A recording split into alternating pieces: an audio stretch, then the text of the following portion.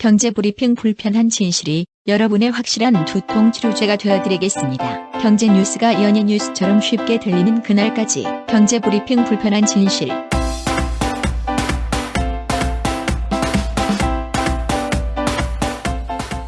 경제브리핑 불편한 진실 1월 2일 순서 시작하겠습니다.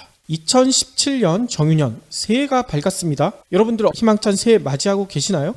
정유년 첫 근무일이잖아요. 그렇죠. 그래서 정유라가 잡혔나봐. 그런가요? 예. 아무튼 그와 같은 비정상 때문에 지난 한 해 동안 너무나 상처를 많이 받으셨잖아요. 진짜 병신년 동안 여러분들 마음의 상처가 상당히 깊으셨을 것 같은데요. 그런 상처들이 치유되는 한 해가 되길 희망하는 분들이 많을 듯한데요. 이런 의미에서 오늘자 한겨레 신문 일면 기사가 눈에 띄더라고요. 제목이 뭐였는지 아세요? 굿바이 박정희. 예. 2017년이요. 6월 항쟁 30주년이자 박정희 탄생 100주년을 맞는 해래요. 그러니까 작년에 박근혜가 그렇게 난리를 쳤나 봐. 그런데 우리는 6월 항쟁을 통해서 87년 체제를 바꿨다고 생각하고 있지만 실제 지금 현재 우리가 사는 세상은 87년 체제가 아니라 박정희 체제였다. 뭐 이런 사실을 일깨우고 있더라고요. 그러면서 3면, 4면, 5면에 걸쳐가지고요. 재벌 독재, 정경 유착, 땅 투기, 반공주의 뭐 이런 박정희 시대의 유산이 공고하게 현재도 지배하고 있다. 이렇게 지적하고 있습니다. 군사 독재 잔재가 여전히 횡행하고 있다. 그렇죠. 저희들이 누누이 강조했던 내용이기도 하고요. 또 중앙일보 일면도 흥미롭더라고요. 중앙일보가 좀 많이 달라지나요? 아무튼 일면 제목 기사가 뭐였는지 아세요? 국민은 땡땡땡 대통령을 원한다. 그 땡땡땡이 뭐냐면요. 깨끗한 대통령. 이 기사는요. 중앙일보가 여론조사를 했는데 가장 많은 유권자가 원하는 다음 대통령상은 깨끗한 대통령이었다. 이런 내용을 담고 있어요. 그러니까 깨끗한 대통령과 함께 올해 새로운 역사를 만들어야 한다. 뭐 이런 얘기인 것 같습니다. 지금 대통령도 그 특정 부위는 되게 깨끗하게 하는 것 같은데 말이죠. 특정 부위요. 이처럼 올 한 해는요. 대한민국 역사의 커다란 전환점이 될 가능성이 상당히 높아 보이더라고요. 제가 역사적으로 정유년에 무슨 일이 있었나 한번 찾아봤더니 네. 우리 역사의 커다란 전환점이 된 순간들이 의외로 많아요. 대표적인 예로 1597년도 정유년이었거든요. 네. 이때 뭐가 있었냐면 충무공 이순신 장군이 살고자 하면 죽을 것이요 죽고자 하면 살 것이다. 이러면서 명랑해협에 뛰어들어서 일본 군들을 물리치는 명랑대첩을 이뤄내셨잖아요. 정유재란이죠? 그렇죠. 그리고요 1897년도 정유년이었습니다. 이때는 뭔 일이 벌어졌었냐면 아관파천을 끝내고 고종이 외사를 향해 자주 독립을 추청을 했잖아. 그러면서 대한제국을 선포했습니다. 이만큼 우리 역사의 커다란 전환점이 바로 정유년에 벌어졌다는 얘기인 거죠. 네. 아무래도 닭이 새벽을 알리는 동물이잖아요. 그렇죠. 새로운 시작을 알리는 한 해로서는 나쁘지 않은 것 같아요. 그렇죠. 다들 이렇게 생각하고 있는데 아직도 과거에 붙들려 있는 세력들이 많은 것 같아요. 너무나 안타까워요. 어제 박근혜가 갑자기 세월호 7시간을 해명하겠다고 간담회를 했잖아. 네. 그러면서 뭐라고 했는지 다들 알고 계시죠? 대통령으로서 할 일을 다 했다. 그렇죠. 뿐만 아니죠. 최순실과의 공모는 손톱만큼도 없었다. 아니 삼척동자도 아는 그런 사실을 다 부인했잖아. 근데 재미난 일이 뭐였는지 아세요? 어제 간담회가 원래 예정된 일이 아니었었대요. 네. 간담회 일정을요 출입기자들한테 통보를 한 게 출입기자들이 한광욱 비서실장과 이제 대통령이 직무 정지가 돼 있으니까 한광욱 비서실장과 떡국을 먹고 있었대요. 근데 떡국을 먹고 있는데 30분 뒤에 갑자기 박근혜가 간담회를 하겠다. 이렇게 긴급하게 공지를 했다는 거야. 네. 그러니 기자들은 어떻게 하겠습니까? 직무정지 상태지만 박근혜가 얘기를 한다니 다들 뛰어갔을 거 아닙니까? 근데 놀라운 일이 뭐냐면요. 노트북? No. 녹음기? No. 뭐냐면요. 노트북 들고 가는 것도 금지하고요. 음성 녹음도 못하겠다는 거예요. 게다가 아니 영상을 찍어야 될 거 아닙니까? TV 방송 기자라면. 네. TV 방송 기자도 출입하지 못하겠다고 합니다. 영상도 청와대가 내가 찍어서 너네들 줄게 이랬다는 거예요. 그러니까 청와대 측에서 다 이미지 메이킹 포장까지 다 해주겠다는 거 아닙니까? 그렇죠. 보여주고 싶은 거, 나가고 싶어 하는 것만 알려주겠다. 그렇죠. 진짜 이건 한마디로 너희들은 내가 말하는 것만 듣고 그거 믿고 들으라. 이거 전제군주식 발상 아닙니까? 이런 권위주의적인 불통 태도가 박근혜는 아직도 바뀌지가 않는 것 같아요. 그런데 아마 요건 몰랐을 거야.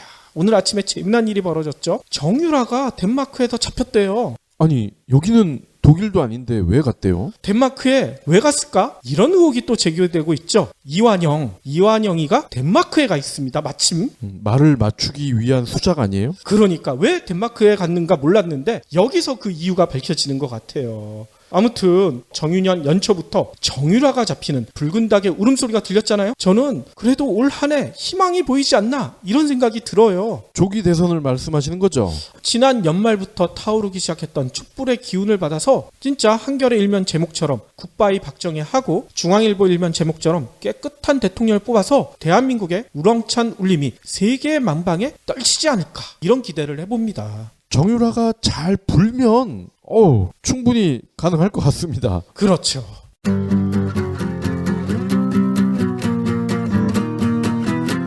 포브스가 매년 발표하는 전 세계 억만장자 순위 아시죠? 이 리스트에 이름을 올리는 가장 빠른 방법이 뭘까요? 글쎄요. 사업, 복권, 땡! 바로 결혼입니다. 결혼이요? 네, 결혼이요. 여기 부자가 되기 위해 억만장자와 결혼하기로 한 프랑스 여배우가 있습니다. 어차피 열심히 일을 해서 돈을 모아봤자 그들과 같은 부자가 되기는 글렀으니 차라리 억만장자인 남자와 결혼을 하겠다는 건데요. 사실 정말 결혼한 건 아니고요. 프랑스에서 2009년부터 지금까지 인기를 얻고 있는 경제 풍자 연극이 책으로 나왔습니다. 양극화, 경제 불평등 좋은 말이긴 한데 조금 지루하고 어렵잖아요. 이런 사람들을 위해 여배우이자 코미디언인 저자가 억만장자와 결혼하려는 신부를 연기합니다. 억만장자의 실체를 가감없이 까발리는 그녀의 비평이 아주 매섭습니다. 그녀가 본 억만장자의 실체는 무엇일까요? 그래서 나는 억만장자와 결혼했다. 기대 바랍니다. 도서출판 한빛피즈. 새해 첫 경제 브리핑 시작해 보도록 하겠습니다. 네, 첫 번째 소식은요. 아파트인데요. 작년 113 부동산 안정화 대책 이후로 올해부터는 규제가 강화된다라고 말씀을 드렸는데요. 벌써 지난달부터 여파가 나타나기 시작을 했네요. 아파트 평균 청약 경쟁률이 한 자릿수대로 떨어졌고요. 10개 단지 중에 3개 단지에서 미분양이 발생한 것으로 나타났습니다. 어유 미달까지 발생한 거예요. 그렇습니다. 오늘 금융결제원 부동산 114에 따르면요. 지난달 분양된 79개의 새 아파트 1순위 청약 경쟁률이요. 평균 7.3대 1입니다. 7.3이라는 숫자도 낮은 건 아니지만 11월과 비교를 해보면요. 18.2대 1, 10월은요 20.5대 1 많이 낮아졌죠. 거의 3분의 1 토막 난 거네요. 네, 경기도도 마찬가지입니다. 3.4대 1인데요. 10월과 11월이 33.6, 23.7이었던 것과 비교하면 굉장히 낮아졌죠. 어이고. 지방에서 유일하게 청약 조정 지역에 포함된 부산은요. 지난해 10월, 11월은 무려 188대 1, 206대 1이었어요. 그런데 12월에는 33.7. 굉장히 많이 줄었죠. 이건 6분의 1 토막이네. 네, 자세하게 살펴보면요. 강남에서 인기를 모은 서초구 잠원동 레미안 리오센트의 경우에 지난달 분양에서 평균 12.3대 1이었는데 지난 10월에 잠원동에서 분양된 아크로 리버뷰가 306대 1이었단 말이죠. 우와. 이것도 거의 30배가량 줄어들었죠. 화성 동탄 2 신도시에서도요. 지난달 분양한 금호 어울림 레이크 2차가 평균 경쟁률이 2.3대 1에 그쳤습니다. 이처럼 청약 시장의 거품이 빠지곤 있는데 미분양에 대한 우려도 덩달아 커지고 있어요. 지난달 분양된 79개 단지 가운데 약 30%인 23개 단지는요, 2순위에서도 미분양이 나왔어요. 평균 10개 단지를 분양하면 약 3개 단지에서 미달이 나온 거죠. 아니 그 많은 아파트들 앞으로 다 어떻게 하나요? 노숙자들 재워주면 안 되려나? 그러면 좋을 텐데 말이죠. 안타깝게도요, 어려울 것 같습니다. 이 부동산 쪽 자료를 제가 한번 찾아봤더니 90년대 초반, 이때는 직장인 평균 월급이요 90만 원이었대요. 이때 아파트 분양가는 7천만 원. 어우, 천국 아닙니까? 아파트 값이 7천만 원이야.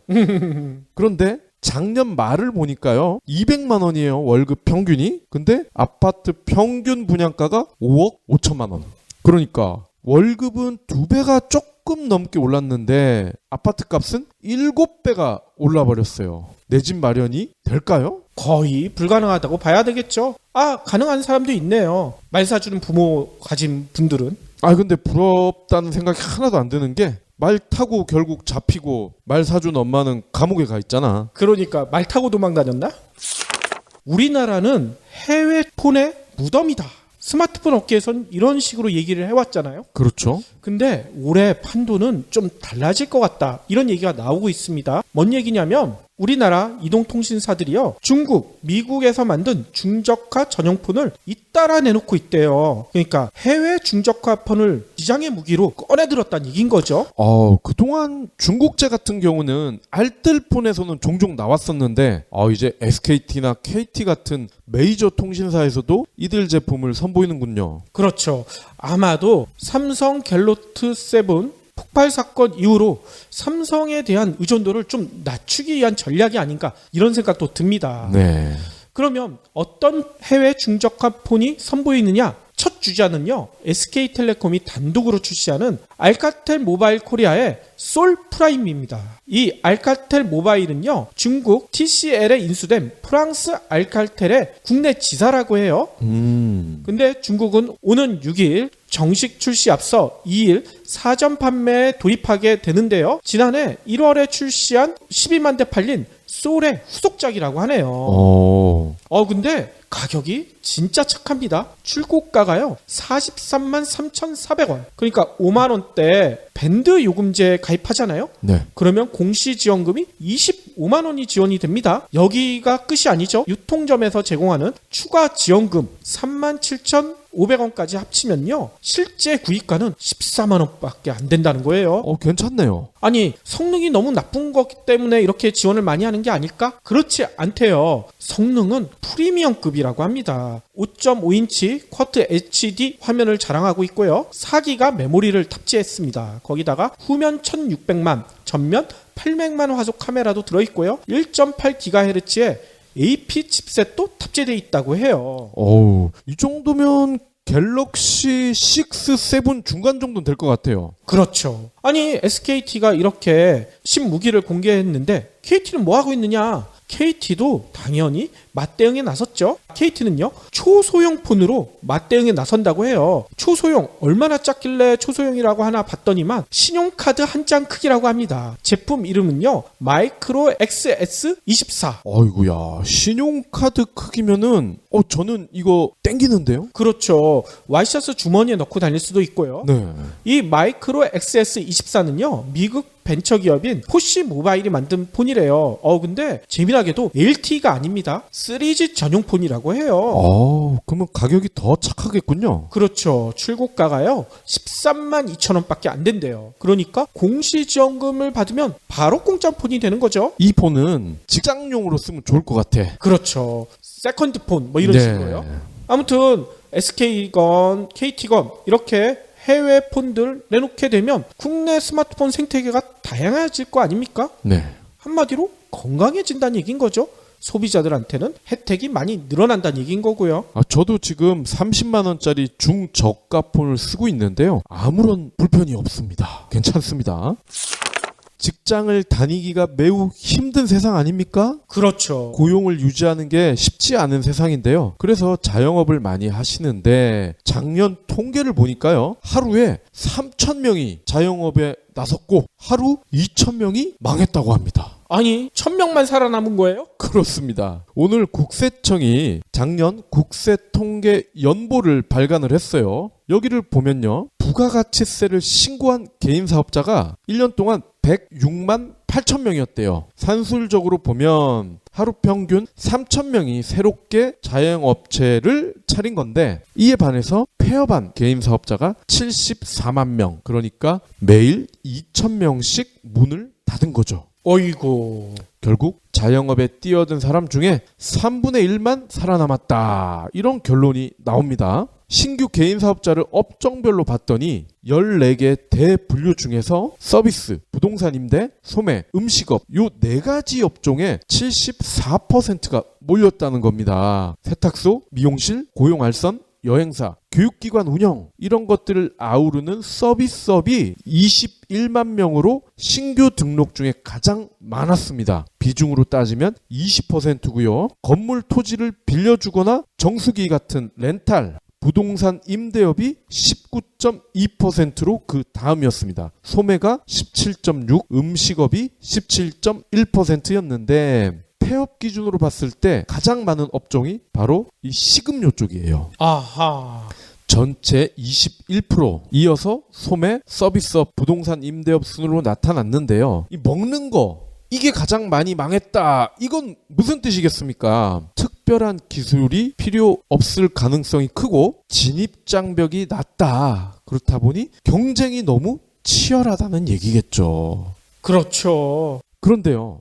아주 예리한 지적을 해주시는 분이 계시더라고요. 제가 이렇게 자영업을 하면 3분의 2가 망하는데 이거 자영업을 해도 되느냐라고 물어봤더니 의외의 사이드를 찔러 주시더라고요. 어떤 얘긴고 하니 살인적인 건보료 그리고 연금 이거부터 뜯어 고쳐야 된다. 아, 그렇죠. 영세 소상공인들을 죽이는 거는 어떻게 보면은 이게 더 크다. 왜냐? 지역 가입으로 돌아가잖아요. 직장 다닐 때와 달리. 그렇죠. 그런데요. 아무리 시세가 낮은 집을 한 채 가지고 있더라도 최소 수십만 원이 부과된다는 거예요. 장사가 안 되는데 이 수십만 원 그것도 매달 고정적으로 뜯기는 이 수십만 원은 굉장히 타격이 크거든요. 그렇죠. 어떻게 보면은 장사가 안 되는 거는 실직한 사람들이랑 큰 차이가 없는 거 아닙니까? 그런 상황에서 건보료를 연금을 직장 다닐 때보다 2배, 3배씩 뜯어간다. 서민들 껍데기까지 뻗겨먹는 그런 수단이 될 수가 있다는 거죠. 그러니 헬조선이라는 얘기가 끊이지가 않죠. 제가 얼마 전 만났던 한 업체 대표가 이런 얘기를 하시더라고요. 앞으로 중국에선 사업하기 글렀다. 뭐 이유는 다들 아시죠. 사드 배치 문제 때문에 중국에서 한국과의 거래를 끊으려고 하고 있는데 최근에는 그런 움직임이 더욱 빨라지는 것 같습니다. 뭔 얘기냐면요. 중국의 설 명절인 춘제 있죠. 네. 춘제를 앞두고 중국 관광객들이 한국에 엄청나게 매년 몰려왔었거든요. 근데 올해는 그게 아예 불가능해질 가능성이 높대요. 왜냐면요. 중국 정부에서 한국으로 향하는 전세기 운항을 아예 허가를 내주지 않기로 했다고 합니다. 전세기는 이게 정규 취향 노선이 아니기 때문에 언제든지 이렇게 퇴짜를 놓을 수 있는 거죠. 그렇죠. 근데 보통 춘제나 이런 명절 때는 단체 관광이 많이 오거든요. 회사 단위로. 네. 그런데 올 춘제 때는 이런 게 전혀 불가능해져 버린 거죠. 이 내용은요. 중국 민항국이 밝혔는데 아시아나나 진에어, 제주항공, 국내 항공사가 신청한 한국행 전세기에 대해서 중국 민항국이 불승인 통보를 내보냈다고 해요. 사드 때문에 삐졌다 그거죠? 그렇죠. 이 때문에 벌써부터 면세점이나 관광업계에서는 이런 전세기 들어오지 않게 되면 자기들 망하기 일보 직전까지 몰린다. 이렇게 불안해하고 있다고 합니다. 그렇죠. 뭐 당장은 면세점 관광업이 타격을 받겠지만 이들이 와서 면세점만 가는 게 아니잖아요. 잠도 자야 되고 먹을 것도 먹어야 되고 기념품도 사지 않겠습니까? 그렇죠. 그렇기 때문에 이 전세기만 끊을 것이냐 그게 아니라는 얘기가 파다하게 나오고 있다는 거예요. 국내 업체가 중국에서 사업하고 있는 게 좀 많습니까? IT 업체로부터 전자산업, 게임업체, 그 다음에 한류, 연예, 관광 이런 모든 산업들이 다 막힐 가능성이 높다. 벌써 이런 얘기가 들려오고 있어요. 게다가 일부에서는요, MOU를 맺은 그런 계약서를 파기하고 있다. 이런 얘기도 나오고 있고요. 네. 벤처나 스타트업에 투자된 중국 자본이 굉장히 많은데 이 자본들도 어쩌면 썰물처럼 빠져나갈 수도 있겠군요. 그렇죠. 그런데도 우리 정부에서는 아직까지 그런 동향 없다. 괜찮다. 말도 안 되는 얘기만 하고 있잖아요. 이런 거를 뻔히 예상이 돼야 정상인 정부가 예상을 못한 걸까요? 무시하는 걸까요? 예상을 했는데 박근혜 최순실이 그런 거 필요 없다고 했겠죠. 마지막 브리핑입니다. 작년에 우리나라에서 가장 많이 팔린 차가 뭔지 아십니까?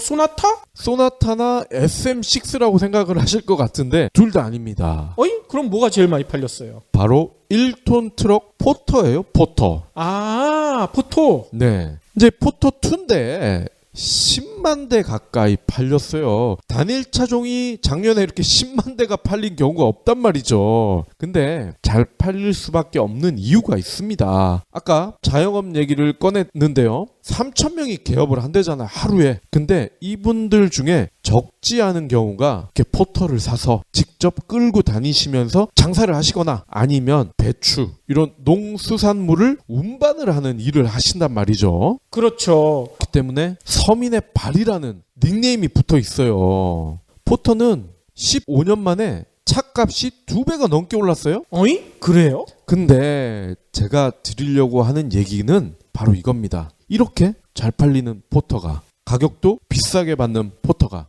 에어백이 없다면 믿어지십니까? 에이, 설마 예전 차 얘기하는 거 아니에요? 아닙니다. 에어백이 없어요. 그나마 작년 8월에 들어서야 새로 나온 2017년형 포터2, 그것도 이륜 구동 모델에 한정해서만 에어백을 뒤늦게 달았습니다. 신형이라고 해도요, 사륜 구동 모델에는 에어백을 달 수가 없어요. 아니, 현대차에서는 왜 에어백을 안 달아주는 거예요? 법이 그렇답니다.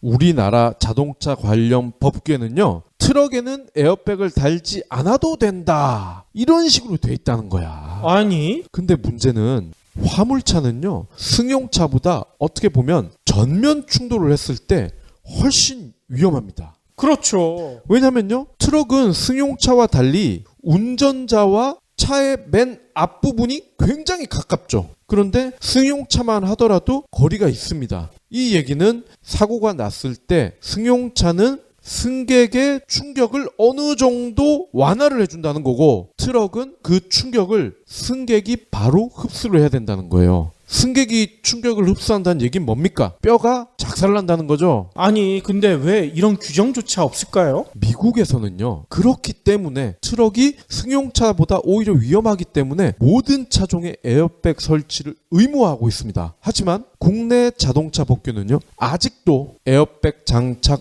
의무 규정이 없습니다. 왜 없을까요? 에어백을 달면 돈이 더 들죠? 원가 올라가죠? 그렇기 때문에 현대차가 정부에 싸바 했겠죠. 아이고, 참 이것도 불편한 진실이네요. 거짓말 할 때는 무의식적으로 코를 만진다. 한국인들은 거짓말할 때 코를 만지지도 않는다. 귀가 캥길 때는 눈을 마주치지도 못한다.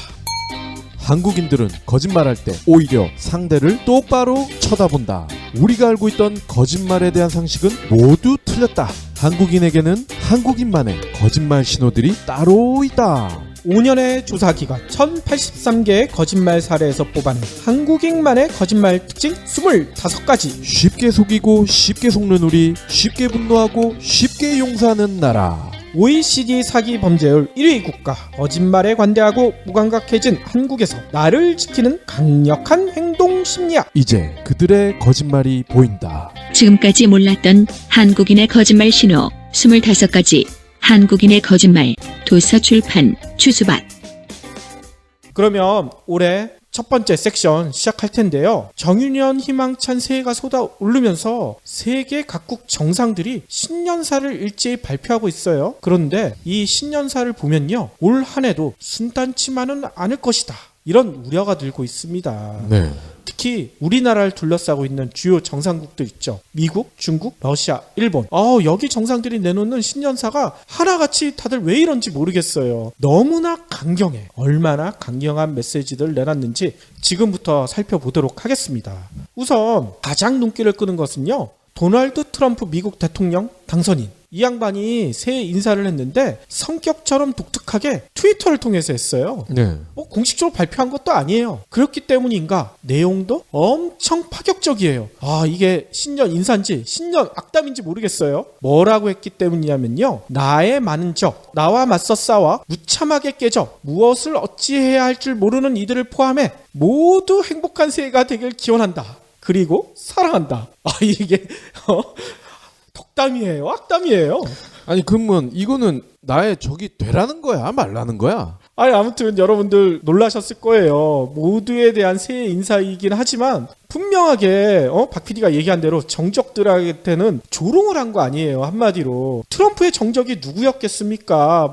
구체적으로 트럼프가 언급은 안 했지만 일단 버락 오바마 대통령 그리고 힐러리 클린턴 민주당 대선 후보 거기다가 민주당 의원들 지지자들 또 빼놓을 수가 없죠. 공화당에 자신을 반대했던 인사들. 그렇죠. 뿐만 아닙니다. 중국 등 대선 기간에 트럼프의 대립각을 세워왔던 해외 정부와 지도자들 이런 사람들도 포함될 것 같아요. 근데 한 가지 궁금해지죠. 박근혜도 여기에 포함됐을까요? 안 됐을까요? 안중에도 없을 것 같은데요. 관심이 없으려나? 아무튼 트럼프는요. 자신의 대선 승리를 재차 강조하면서 앞으로는 자신에게 맞서지 말라. 경고를 한 것 같아요. 남들이 뭐라고 하던 자신이 불공정하다. 여기는 무역협정 있죠. FTA. 이거 재협상하고요. 아니면 폐기하고 또 친러 반중으로 동맹을 아예 재조정하고 한국을 비롯해서 동맹국들한테 방위비 제대로 내놔. 이 분담 비율 인상을 압박하겠다. 이걸 천명한 것 같아요. 네. 자신이 취임하게 되면 그동안에 자신이 내세웠던 미국 우선주의로 국제 질서를 재편하겠다. 이런 의지로 보여진다는 겁니다. 이 때문일까요? 벌써 많은 석학들이 트럼프 때문에 머리 아파 죽겠다 이런 얘기를 하고 있어요. 네. 왜냐하면 2017년이 녹록지 않을 해가 될 게 벌써 아까 신년사에서도 보이잖아요. 대표적으로요. 타일러 카우언 미국 조지 메이슨 대학 교수가 이런 얘기를 했습니다. 올해 가장 예측할 수 없는 리스크는 바로 트럼프 당선인이다. 트럼프의 경제 정책은 예측하기 어렵다는 문제가 있는 데다 모두가 변칙을 예상하는데 갑자기 정상적인 행동을 하는 경우 시장을 놀라게 할 수도 있다. 이런 얘기를 했어요. 재밌네요. 그렇죠. 그러니까 트럼프가 하는 행동 모든 게 하나하나가 다 리스크란 얘기인 거예요. 그러니까 전 세계 정치, 경제, 사회, 문화의 최대 리스크는 IS나 이런 게 아니라 바로 트럼프라고 직시한 겁니다. 또 미국의 맞서로 급부상 중인 중국 있죠. 네. 시진핑 국가 주석이 발표한 신년사도요. 진짜 의미심장하더라고요. 우리가 하나하나 좀 살펴봐야 될 것 같아요. 시진핑 국가 주석은요. 새해를 앞둔 지난해 12월 31일 날 신년사를 발표했는데 여기서 뭐라고 했는지 아세요? 우리는 평화 발전을 견지하면서도 영토 주권과 해양 권익을 결연히 수호할 것이며 이 문제에 대해서 그 누가 어떤 구실을 삼더라도 중국인들은 절대 수용하지 않을 것이다. 이렇게 강조를 했어요. 이게 뭔 얘기겠습니까? 지금 남중국해를 둘러싸서 미국과 동남아시아 국가들과 지금 갈등이 심상치 않잖아. 그렇죠. 이거 그냥 가만 놔두지 않겠다. 절대 물러서지 않겠다. 이 뜻을 시사한 걸로 보여집니다. 게다가 트럼프와도 한판 뜨겠다는 의지를 내비친 것 같아요. 왜냐면요. 트럼프가 대통령 당선되자마자 하필이면 대만의 총통과 전화통화를 했죠. 시진핑과 통화하기 전에. 그렇죠. 아주 시진핑의 신기를 세게 건드려놨죠. 특히 남중국해 문제 가지고도 트럼프와 지금 날카로운 신경전을 벌이고 있잖아. 이거 우리 묵과할 수 없다. 이거를 신년사를 통해서 내비친 것 같아요. 그렇죠. 중국은 공식적으로 대만을 다른 나라로 인정을 안 하잖아요. 그렇죠. 그런데 트럼프는 대만 총통이랑 통화를 해버렸어. 이러니 중국에서는 난리칠 수밖에 없죠. 네. 게다가 직접적인 언급은 없지만 한반도 사드 배치 결정에 대한 우회적인 경고 메시지도 들어있지 않은가 이런 우려가 들어요. 최근에 아까 브리핑에서 얘기했지만 춘절 기간에 한국 관광 막겠다고 전 세계 운항 허가하지 않았잖아요. 네. 이것뿐만 아니라 아까도 얘기 드렸듯이 다양한 우회적인 방법으로 한국에 경고 메시지를 보내고 있는데 이 신년사도 어찌 보면 그 내용이 들어가 있다는 얘기인 거죠. 그래서 중국 언론들도 이런 해석을 하고 있습니다. 이번 시 주석의 메시지에서 보듯 사드에 대한 중국의 반대 입장은 변한 적이 없다. 다양한 방법으로 한국을 옥죄 나갈 것이다. 이렇게 얘기를 하더라고요. 중국은 이렇게 우리를 가열차게 몰아치고 있는데 우리는 지금 외교나 경제나 다 공백 상태잖아요. 그렇죠. 게다가 이런 우려도 있습니다. 박근혜 탄핵 정국에 들어서면서 박 PD가 얘기한 대로 우리는 지금 아무것도 못하고 있잖아. 네. 근데 정권이 바뀔 가능성이 상당히 높아졌죠. 그러면 중국 입장에서는 다음 정권한테 보내는 경고 메시지라도 이런 압박을 더욱 강할 가능성이 높다는 얘기가 나오고 있어요.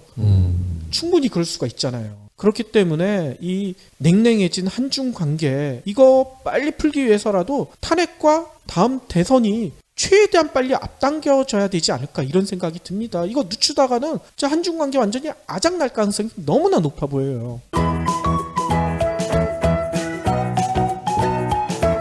미국과 중국이 이렇게 날카로운 경고를 하고 있으면 이웃나라 일본 얘네들 뭐 하고 있나 이것도 궁금하실 거예요. 일본은 여러분들 많이 알고 계시겠지만 우경항 행보를 늦추지 않고 있죠. 근데 아베 신조 일본 총리가 1일 발표한 연두 소감도 보면 이게 뭐 하자는 건지 한판 뜨자는 얘기인 것 같아. 이런 얘기를 했습니다. 조상들은 폐허와 궁핍에서 의연히 일어나 세계 3위의 경제대국, 세계에 자랑할 자유민주 국가를 만들었다. 격변하는 경향 속에서 적극적인 평화주의의 깃발을 더 높이 들고 일본을 세계 한복판에서 빛나게 할 것이다. 이렇게 얘기를 했어요. 네.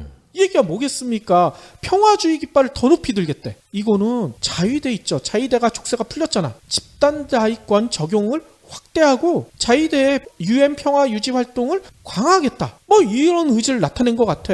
국제 무대에서 군사적 행동도 이제 하겠다는 얘기 아니에요. 아유, 깃발 얘기를 하니까 2차 세계대전 그때 썼던 우길승천기가 생각나네요. 그러니까 그거 들고 돌아다니겠다는 거 아니에요.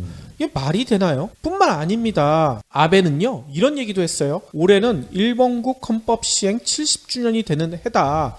우리들의 아이들이나 손자, 미래를 살아가는 세대에게 희망의 빛을 주어야 한다. 미래에 대한 책임을 다하지 않으면 안 된다. 이 얘기가 뭐겠습니까? 일본 애들한테 자긍심을 심어주기 위해서 더욱더 세계 무대에서 목소리를 높이겠다. 이 얘기를 한 거예요. 땅 따먹게 하겠다. 그 얘기 같은데. 그렇죠. 과거에 대한 책임 언급은 하나도 없잖아. 미래만 얘기하고 있어. 네. 박근혜도 미래를 향해서 나가자고 했는데 똑같은 얘기 아닙니까? 게다가 박근혜가 한일 위안부 합의해줬잖아. 과거 문제는 아예 이제 생각도 안 해도 된다. 다 해결됐다. 이렇게 생각하고 있는 것 같아요. 그러니까 지난 연말에 저희가 방송에서도 얘기 드렸지만 아베 정부의 주요 관료가 잇따라 야스쿠니 심사 참배를 단행했죠? 네.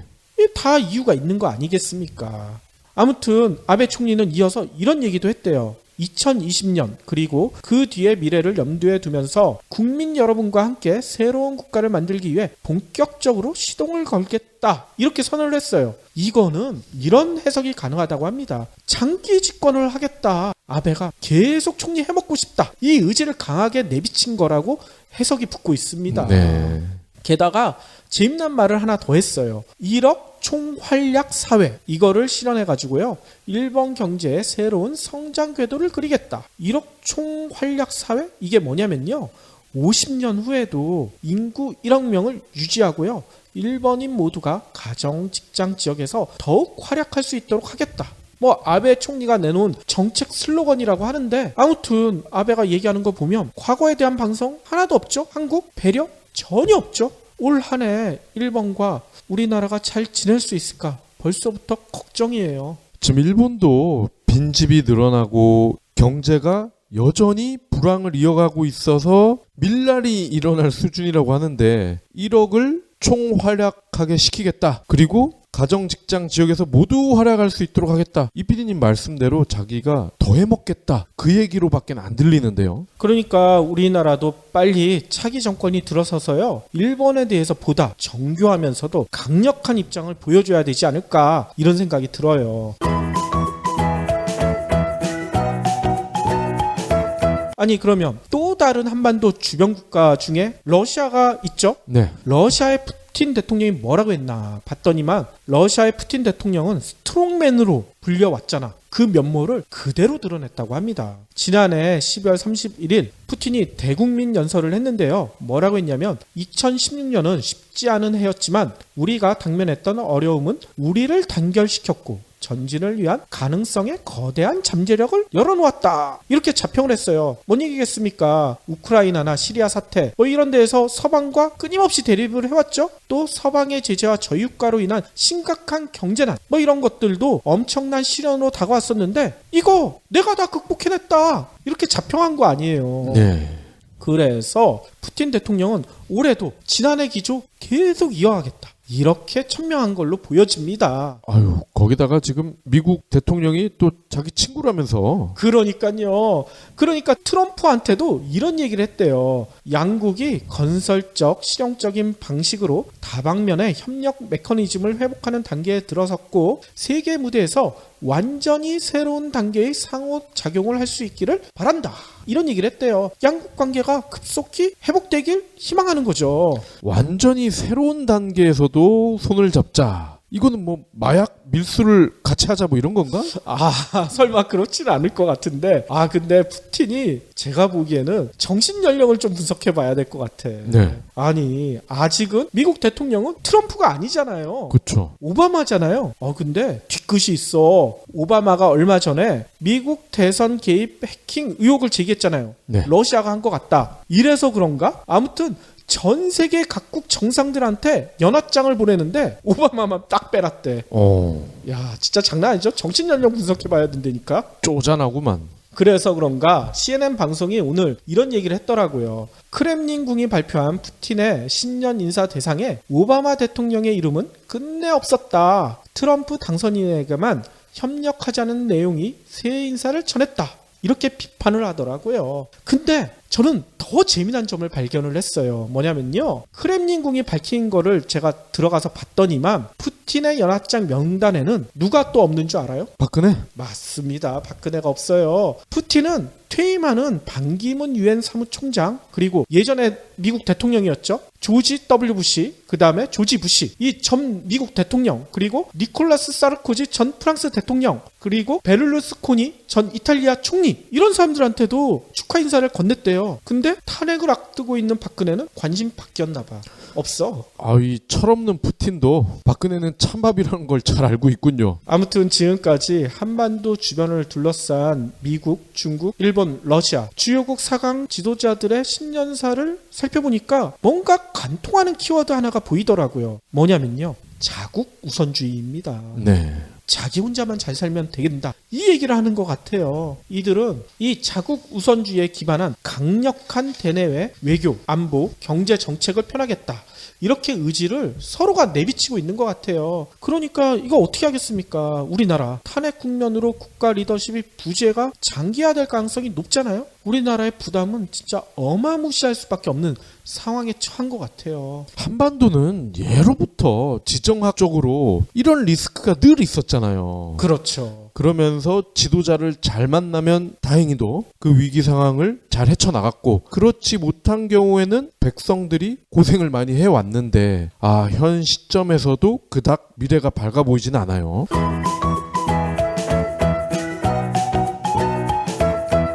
근데 우리 주변을 둘러싼 이런 지도자들은 이렇게 자기 얘기들만 했는데, 다행스럽게도 세계 평화, 포용, 배려, 이런 거를 강조하는 신년사도 있었어요. 서구 민주주의의 최후의 보루로 주목받는 분이 계시죠. 메르켈 독일 총리. 이 메르켈 총리는요, 신년 연설을 통해서 이런 얘기를 했습니다. 2016년은 심각한 시험을 겪은 한 해였다. 그중 가장 어려웠던 것은 이슬람 극단주의 테러였다. 이런 얘기를 하셨어요. 그러면서 뭔 말을 이어가셨냐면 우리의 민주주의, 법치, 가치는 증오로 가득한 테러리즘의 정반대에 있고 그보다 강함을 증명할 것이다. 함께하는 우리는 강하다. 우리 국가는 강하다. 이렇게 강조했습니다. 진짜 너무 멋진 말 아니에요? 네. 거기다가 이 다음 말이 저는 가슴에 너무나 와 닿더라고요. 메르켈 총리가 이런 얘기를 했어요. 시리아 알레포 사태 있죠. 시리아 알레포에서 주민들이 엄청난 시련에 빠져 있잖아요. 네. 그 사태를 언급하면서 메르켈 총리는요, 절실하게 피난처를 찾고자 우리나라에 발을 내딛는 사람들을 돕는 일이 얼마나 중요한지를 알 수 있다. 이 얘기가 뭐겠습니까? 테러 위협에도 불구하고 난민 포용 정책을 굽히지 않겠다. 이런 의지를 밝힌 겁니다. 네. 진짜 박수를 보내야 되지 않을까요? 그러면서 메르켈 총리는 요 얘기까지 하셨네요. 영국이 브렉시트로 EU에서 탈퇴를 하잖아요. 이거에 대해서 이런 얘기를 하셨어요. 독일인은 홀로 가야 미래가 행복하다는 생각에 결코 속지 않을 것이다. 진짜 멋진 얘기인 것 같습니다. 독일이 홀로 가다가 홀로코스트 만행이 나왔잖아. 그렇죠. 그렇게 다시는 반복하지 않겠다는 얘기신 거죠. 또 프란치스코 교황도요. 연말 미사에서 이런 얘기를 하셨네요. 언제나 선함이 승리한다. 31일 날 바티칸 성 베드로 성당에서 열린 미사에서요. 신도들 앞에서 이런 얘기를 하셨대요. 수많은 순수한 사람들, 고국을 떠나야 했던 난민들, 집과 음식과 생계 수단이 없는 남녀와 어린이들이 폭력과 죽음, 이루 말할 수 없는 고통에 시달려왔다. 그럼에도 너그러움, 사랑, 연대가 올해를 채웠다는 위대한 표시가 있다. 이렇게 얘기를 하셨어요. 그러면서 이어서 사랑의 신호들이 악에 의해 빛을 잃게 둬서는 안 된다. 선함은 때론 약해 보이고 숨겨져 있는 것 같아도 언제나 승리한다. 이런 얘기를 하셨습니다.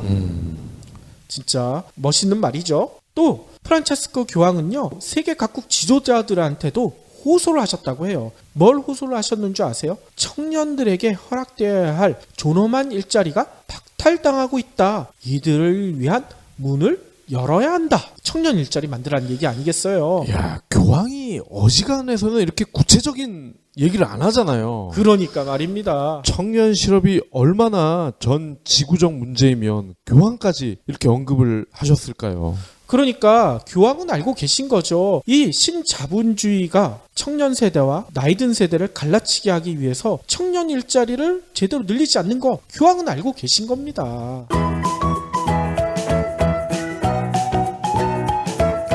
지금까지 세계 주요 지도자들의 신년사를 들어보니까 여러분들은 어떤 생각이 드시나요? 혼란스러웠던 병신년보다 더 힘들어지는 거 아니야? 이렇게 두려움을 가지신 분들도 계실 것 같아요. 근데 저희는요, 전 세계의 희망이 의외로 대한민국으로부터 시작될 수도 있다. 이런 믿음이 있습니다.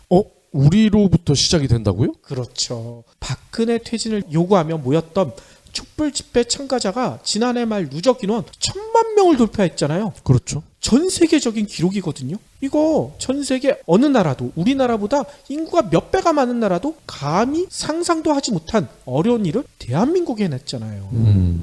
세계 민주주의의 새 역사가 대한민국에서 다시 출발할 수도 있다. 이렇게 평가하는 전문가들도 꽤 계세요. 네. 그러니까 올 한 해 세계 주요 지도자들이 내뱉은 신년사는 다소 암울하지만 또 이런 생각도 있습니다. 우리가 언제 지도자들한테 희망을 찾았습니까? 희망은 항상 국민, 민중으로부터 나온다는 생각이 듭니다. 자, 촛불 집회에서 울려 퍼진 노래처럼 말이죠. 우리가 서로를 믿는다면 올 한 해도 희망으로 만들 수 있지 않을까요? 그러면 올해 오늘부터 12월까지 우리가 한 걸음 한 걸음 나가는 길이 앞으로 세계사의 교과서가 될 수도 있겠네요. 그렇죠. 그 촛불 집회에서 울려 퍼진 노래 가사가 이렇게 돼 있잖아요. 어둠은 빛을 이길 수 없다. 거짓은 참을 이길 수 없다. 진실은 침몰하지 않는다. 우리는 포기하지 않는다. 우리가 포기만 하지 않으면 대한민국이 진짜 세계 민주주의의 희망의 불꽃이 될 수 있다는 생각이 들어요. 우리 모두 하나하나가 새로운 세계사 교과서의 저자가 된다고 하니까 좀 책임감 있게 살아야 될 것 같습니다. 그렇죠. 여담으로 제가 연말 연예대상 이런 프로를 안 보는데 네. 지난 31일 날은 이분의 수상 소감을 듣다가 진짜 뒤집어질 뻔했어요. 너무나 재밌어서. 차인표 씨 있죠. 네. 차인표 씨가 수상 소감을 이렇게 얘기하시더라고요. 어둠은 빛을 이길 수 없다. 거짓은 참을 이길 수 없다. 남편도 결코 아내를 이길 수 없다. 이 말을 명심하겠대. 우리도 이 말을 명심해야 되지 않을까요? 아이, 그럼요. 진리입니다. 혹시 기부해보신 적 있나요? 이런 질문을 하면 나 먹고 살 것도 없는데 기부는 무슨? 기부는 션, 정혜영, 김장훈이나 하는 거 아니야? 라고 하시는 분들이 많습니다. 하지만 기부는 돈 많은 연예인의 전유물이 아닙니다. 무료 기부 사이트 위시플렉스에 접속하면 누구나 기부천사가 될 수 있습니다. 어떻게 가능하냐고요? 위시플렉스의 나만의 위시에서 매주 마음에 드는 신상 10개만 고르면 됩니다. 물론 사는 것이 아니라 찜만 하는 겁니다. 그러면 기부머니 500원이 매주 생기죠. 이 기부머니를 경제브리핑, 불편한 진실 같은 프로젝트에 후원할 수 있습니다. 참 쉽죠? 보너스도 있습니다. 매주 추첨을 통해 골라놓은 신상을 최대 90% 할인된 가격으로 살 수 있는 기회도 제공합니다. 기부도 하고 신상도 챙기고 그야말로 꽉 먹고 알 먹고입니다. 이래도 기부는 나와 상관없는 딴 나라 이야기라고 하실 건가요? 당장 위시플렉스에 접속해 자랑스러운 기부천사의 이름을 올리세요. 마무리로는요. 희망찬 정인원을 맞아 많은 사람들이 여러 가지 새해 결심을 하잖아요. 박 PD는 어떤 결심하셨어요? 저는 5kg만 빼자. 5kg. 예. 저는 그것보다 좀 많아요. 10kg를 빼야 될 것 같아. 거기다가 일주일에 책 한 권을 읽자. 지난해는 제가 책 읽은 개수를 세봤더니 일주일에 한 권을 못 채웠더라고요. 네. 지난해 초에도 그렇게 계획을 세웠는데 세봤더니 반밖에 성취를 못했어요. 그래서 올해는 반드시 이런 새해 결심 이루고 싶은데요. 여러분들 다들 아시잖아요. 작심삼일. 이 작심삼일이란 말처럼 새해 첫 주 안에 결심을 포기하는 사람들이 의외로 많대요. 한 연구 결과를 찾아보니까 첫 주에 포기하는 사람이 4분의 1이나 된다고 합니다. 네.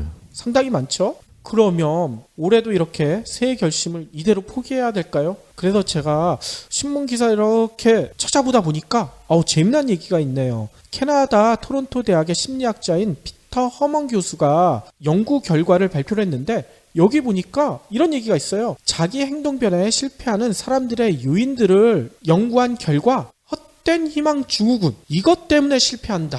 이렇게 얘기를 하셨어요. 네. 피터 허먼 교수의 논문에 따르면요. 이런 얘기가 있네요. 사람들은 흔히 자신의 행동이 실제보다 더 빨리, 더 큰 규모로, 더 쉽게 변할 수 있다고 여긴다고 해요. 이에 따라 작은 규모로 보잘것없이 보이는 변화를 이루려고 하기보다는 전면적인 변신을 빠르고 쉽게 성취하려고 한대요. 그러니까 당연히 성공에 이르지 못한다는 얘기인 거죠. 이런 비현실적인 목표가 역효과를 일으킨다는 얘기인 겁니다. 그런데 더 재미난 얘기도 있어요. 이렇게 비현실적인 목표를 세워놓고 결심을 지키지 못하게 되잖아요. 그러면 사람들은 주로 이런 핑계를 댄다는 거예요. 실패한 원인이 방법론이 잘못됐다. 아니면 내 외부 환경 탓이다. 이렇게 얘기를 한다고 합니다. 그래서 조금만 계획과 방법을 조정하면 이거 나 성공할 수 있었는데 이렇게 얘기를 한다는 거예요. 그러니까 매번 실패를 반복한다는 얘기인 거죠. 자기 자신의 잘못을 인정을 못하겠다는 거죠. 그렇죠. 그렇기 때문에 이 허먼 교수는 이런 충고를 하세요. 이런 헛된 희망 증후군에 빠지지 않으려면요. 현실적인 작은 결심을 하고요. 큰 변화보다는 작지만 점진적인 변화를 기대해라. 이렇게 권고를 하더라고요. 예를 들어야지 좀 이해가 빠르시겠죠? 가장 흔한 새해 결심 중에 하나인 다이어트 있죠. 다이어트 결심을 할 때 보통 일주일에 500g씩 몇 킬로 빼겠다. 이런 식으로 비현실적인 목표를 세우잖아요. 그렇게 비현실적인 목표를 세우기보다는요. 한 달에 500g씩, 1년에 5, 6kg 뺀다. 이런 목표가 더 현실적이며 성공 확률이 높다고 합니다. 그러면 저는 성공하겠네요? 그러니까 5kg 뺀다는 것은 가능성이 있다는 얘기인 거죠. 또 목표를 이루면 큰 변화가 있을 것으로 과대평가하는 습관도 버려야지 성공 가능성이 높아진대요. 뭔 얘기냐면요. 나 체중만 빼면 내 모습에 사람들이 다 반하겠지? 사회적으로도 더 빨리 성공할 수 있을 거야. 이렇게 과도한 기대를 품지 않는 게 좋다는 얘기인 거예요. 약간 살 빼는데 성공하면요. 몇 가지 유익한 점은 있겠지만 삶이 마법처럼 변할 리는 없잖아요. 그렇죠. 그런데도 사람들은 보통 그런 생각을 하기 때문에 오히려 실패로 인한 부담감이 더 크다는 얘기인 겁니다. 그래서 하만 교수는요, 마지막으로 이런 얘기를 하시네요. 작은 목표들에 만족하는 방법을 배워야 한다. 보잘것없어 보이는 작은 목표들이 실제 성취 가능성이 더 크고 이런 결심을 지키는 데 성공할 때 뒤따르는 좋은 점들이 오히려 더 많다. 이렇게 강조를 하세요. 네.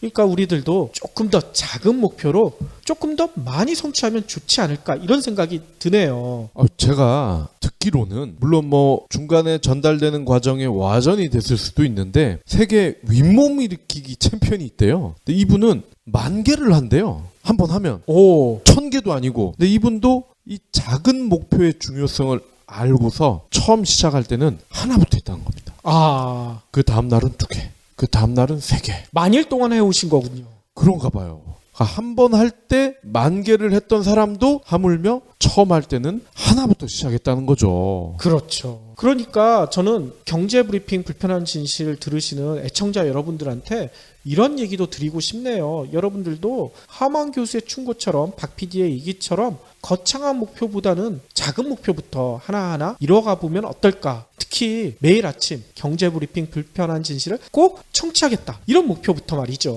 굉장히 훌륭한 목표입니다. 그러면 여러분들 약속해 주실 거죠?